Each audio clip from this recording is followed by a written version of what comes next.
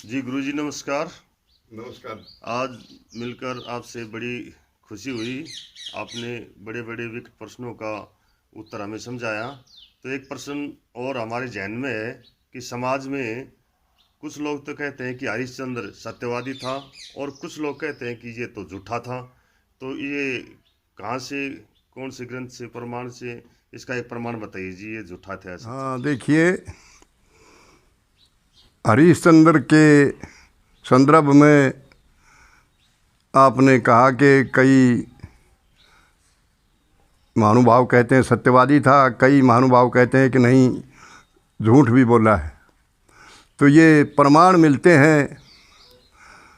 पहले तो मैं बता दूं कि राजा हरिश्चंद्र अयोध्या नरेश थे और जिनके घर में तारावती या मदनावत दो नामों से विख्यात हैं उनकी धर्मपत्नी महारानी। कोई संतान नहीं हुई। विद्वान ब्राह्मणों ने और ज्योतिषियों ने बताया कि महाराज आप वरुण देवता की पूजा कीजिए तो आपके संतान होंगी और आपका वंश चलेगा। तो हरिश्चंद्र जी ने वरुण देवता की पूजा की। अब वरुण देवता की पूजा से कई दिन पूजा करते रहे। वरुण देवता प्रकट हुए। धार्मिक हिसाब से वरुण देवता प्रकट होते हैं। प्रकट होकर कहने लगे, मांगो हरिश्चंद्र, नोबरा जी, मैं निसंतान हूँ, मेरे को संतान होनी चाहिए, मेरा वंश चलना चाहिए। और साथ साथ में ये भी कह दिया कि मेरा वंश चल जाएगा तो मैं पहली संतान आपकी भेंट चढ़ाऊँगा। वरुण जी से ये वादा कर लिया। अब यहाँ से सत्य और झूठ की ये सामने आती है बात। देखिए, वादा कर लिया हरिश्चंद्र ने, क्यों आगे चल के वादे पर ही आगे बातें आती हैं कि वादा करके जा काशी में भी बिक गए, कालू के यहाँ पानी भी भर दिया और वादा करके उस रोहतास की लाश के भी ठोकर मार दी। और वादे के हिसाब से, धर्म के हिसाब से मदनावत ने हरिश्चंद्र को घड़ा भी नहीं उठाया वरना नदी में। तो यहाँ वादा कर लेते हैं हरिश्चंद्र जी के पहली संतान होगी, मैं आपके चढ़ाऊँगा भेंट। कुछ ही दिन के बाद में मदनावत गर्भवती हुई। वैसे तो कई कवियों ने ये भी कह रखा है कि नहीं, मदनावत के हरिश्चंद्र के वो पुत्र रोहतास नहीं हुआ, लेकिन हमारे भागवत का लेख है, श्रीमद् भागवत का लेख है कि हरिश्चंद्र की रानी मदनावत के और रोहतास ने जन्म लिया। जन्म लेते ही वरुण जी को पता लगा। वरुण जी ने अपने अनुचर भेज दिए कि जाओ भाई, कहो हरिश्चंद्र से कि अपने वादा को पूरा करे, अपनी जबान को पूरा करे, अपने वचनों को पूरा करे। सत्य वचन कह के गए थे। आते हैं अनुचर कि महाराज हम वरुण के सेवक हैं, अहलकार हैं, दास हैं उनके। वरुण जी ने ये संदेशा भेजकर हमको यहाँ पठाया है कि अपने वादे को पूरा करो। हरिश्चंद्र कहने लगे, ठीक है, मैं वादा करके आया था वरुण जी के पास से, लेकिन इस बच्चे के ये दांत निकले आएंगे तब मैं भेंट चढ़ा दूँगा, अपना वादा पूरा करूँगा। अब वो चले गए, वापस कह दिया वरुण जी से। अब दांत निकल आए, वरुण जी ने फिर भेजे। अब पुत्र मोह में फंसे कौन? हरिश्चंद्र जी। फिर उन्होंने आकर कहा कि वरुण जी के भेजे हुए अनुचर हैं हम, अपने वादा को पूरा करो। फिर हरिश्चंद्र पुत्र मोह में फंसे हुए और फिर वो कह देते हैं, टालम टोल कर देते हैं कि नहीं, ये जब अपने पैरों पर घुटनों से चलने लग जाएगा या पैरों से चलने लग जाएगा तब मैं उसके वरुण जी के भेंट चढ़ाऊँगा। अब फिर जा कर के कह दिया। तीसरी बार जब वो चलने लग गया तो फिर आए अनुचर। फिर भी हरिश्चंद्र ने टालम टोल कर दिया कि या इसका यज्ञोपवीत संस्कार हो जाएगा तब चढ़ाऊँगा। परंतु जब तीसरी बार भी 3 बार हो रही ये बात टालम टोल हो चुके, वहाँ पर वरुण जी के पास में जाकर अनुचर कहते हैं कि महाराज हम 3 बार जा चुके, उनका यही टालम टोल का वादा है। वरुण जी ने श्राप दे दिया, ये साफ लेख है। वरुण जी ने साफ दे दिया कि हरिश्चंद्र तू टालम टोल करता रहा, अपने वचनों पर पूरा नहीं उतरा। तैने सत्य का वचन दिया था मेरे को, लेकिन सत्य को त्याग करके और ये तैने मोह का और झूठ का सहारा लिया, इसलिए मैं तेरे को साफ देता हूँ, तेरे महोदर रोग हो जाएगा। भागवत का लेख है श्रीमान जी। हरिश्चंद्र के महोदर, महा माने बड़ा, उदर माने पेट, जैसे तिल्ली का रोग भी कहते हैं। महोदर रोग हो जाता है। महोदर रोग होते ही पेट बढ़ गया। अब क्या करें, हरिश्चंद्र बहुत ही परेशान होने लगे। अब हरिश्चंद्र सोचने लगे क्या करूं। फिर बताया किसी ने कि आपने वादा करके आपने ये झूठी बात कही, झूठे वादा करया वरुण जी से, ये वादा पूरा नहीं करोगे तो महोदर रोग नहीं छूटेगा। किसी ने यत्न बता दिया कि किसी बालक को मोल लेकर के और रोहतास के बदले में वरुण जी की भेंट उस बालक की चढ़ा दो। हरिश्चंद्र ने क्या किया, अब ये तो वादा तो झूठा तो था ही था, एक और भी इससे भारी पातक लगता है इस बात से कि किसी देवता की भेंट चढ़ाने के लिए किसी परपुत्र को मोल लेना और उसको भेंट चढ़ा देना, ये तो और भी ये पाप की बात है। शून्य सेठ जो कि विश्वामित्र जी, जो गाधीसोन विश्वामित्र थे कौशिक गोत्र के, उस विश्वामित्र जी के भांजे शून्य सेठ को मोल ले लिया। कितनी 2000 गायों में क्यों गायों से ही पहले क्रय विक्रय होता था, वो मोल ले लिया गायों के बदले में शून्य सेठ को, विश्वामित्र के भांजे को, और उसको वरुण की बलि चढ़ाने के लिए तैयार हो गए।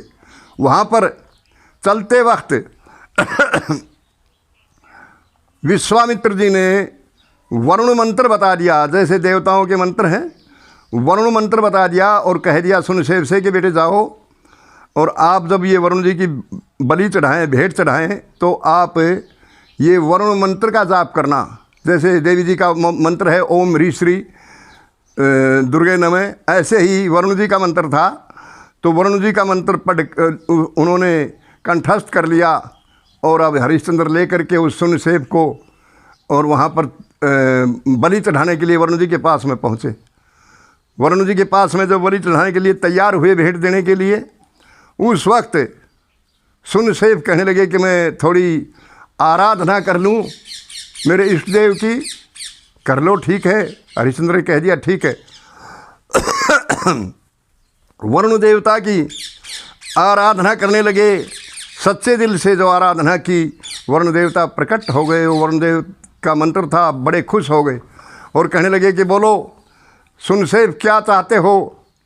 बोला महाराज मेरे को मोल ले आए हैं, मैं आपकी भेंट आया हूँ, बस मैं यही चाहता हूँ कि आप मेरी वजह से और मेरे पर खुश हो तो ये भेंट स्वीकार कर लो रोहतास वाली। मैं बोला जाओ, ये रोहतास की भेंट स्वीकार हुई और राजा का श्राप उतर गया।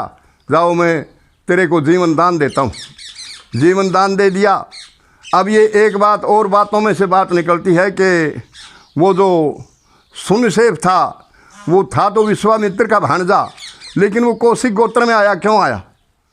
क्योंकि 3 बात हो गई। मोल लिया विश्वामित्र के भांजे को हरिश्चंद्र ने, रुपए दिए, मोल लिया, उसकी चीज़ हो गई। और विश्वामित्र ने वरुण मंत्र दिया, उसके प्रभाव से बचा।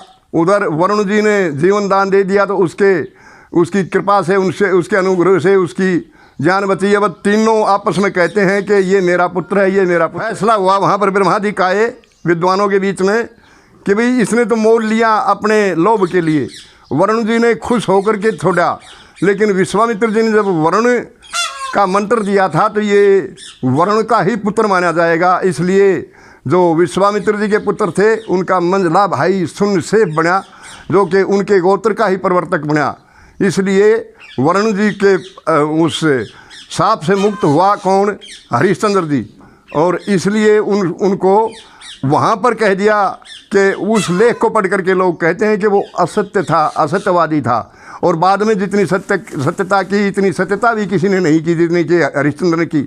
और हमारे सूर्य कवि पंडित जी लक्ष्मीचंद जी ने, मैं एक इतिहास की बात बता दूं, हमारे जो सूर्य कवि, प्रामाणिक कवि भी कहूँगा मैं उनको और सूर्य कवि भी कहूँगा, कि शाही लकड़हारा की इतिहास में, कथा में, सांग में, उन्होंने जब के राजा राय सिंह की बेटी बीना और बेला दोनों थी, राजा राय सिंह पूछते हैं कि किसके भाग्य से खाती हो? बेला ने कह दिया पिताजी मैं तो आपके भाग का खाती हूँ, आप ही कमाते हो, आपका ही राज है। बीना ने कह दिया नहीं, सब अपने अपने भाग का खाते हैं। राजा राय सिंह ने इस बात की पुष्टि करनी चाहिए, इस बात का परिणाम लेना चाहा कि देखता हूँ मैं तेरे भाग को, कैसे तू अपने भाग का खाती है।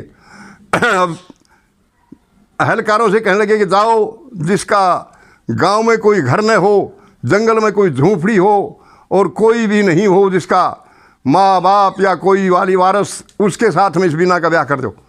अहलकार जाते हैं जंगल में, वो जिसका नाम वो शाही लकड़हारे से प्रसिद्ध था, लेकिन नाम पुराना, राजा जोधनाथ का बेटा था, वीरेंद्र सिंह था नाम, उसके पास में आकर के और वो कहते हैं कि भाई चल हम तेरा ब्याह करवाएंगे। वो लकड़हारा कहने लगा कि आप कौन हो? बोले हम राजा राय सिंह के अनुचर हैं, उनके दास हैं, उनके अहलकार हैं, उनके मंत्री हैं, फिर हम तेरा ब्याह करवाएंगे। नहीं कहने लगा अरे क्यों मेरे साथ मजाक करते हो?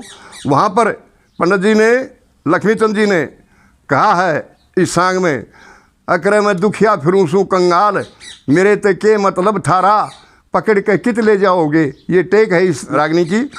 आगे दूसरी कड़ी में है, वरुण पे सुत उधारा लिया, ना मौके पे उल्टा दिया। वरुण पे सुत उधारा लिया, नहीं मौके पे उल्टा दिया। किया हरिश्चंद्र ने जुल्म कमाल, मारना वो ब्राह्मण सुधार्या, इसी के बलि चढ़ाओगे। यहाँ पर ये सिद्ध होती है बात भागवत से भी और हमारे सूर्य कवि पंडित जी लक्ष्मीचंद जी से भी, कि हरिश्चंद्र ने सत्यवादी, सत्यता का बहुत सहारा लिया बाद में, लेकिन पहले पहले जब महोदय रोग हुआ उस वक्त में असत्य कह के और वरुण जी ने उसको श्राप दिया था। इसलिए उसको लोग जो कहते हैं कि कुछ सत्यवादी कहते हैं, कुछ झूठा बताते हैं, यहाँ पर प्रमाणित होता है कि झूठा भी था और सत्यवादी भी था। धन्यवाद।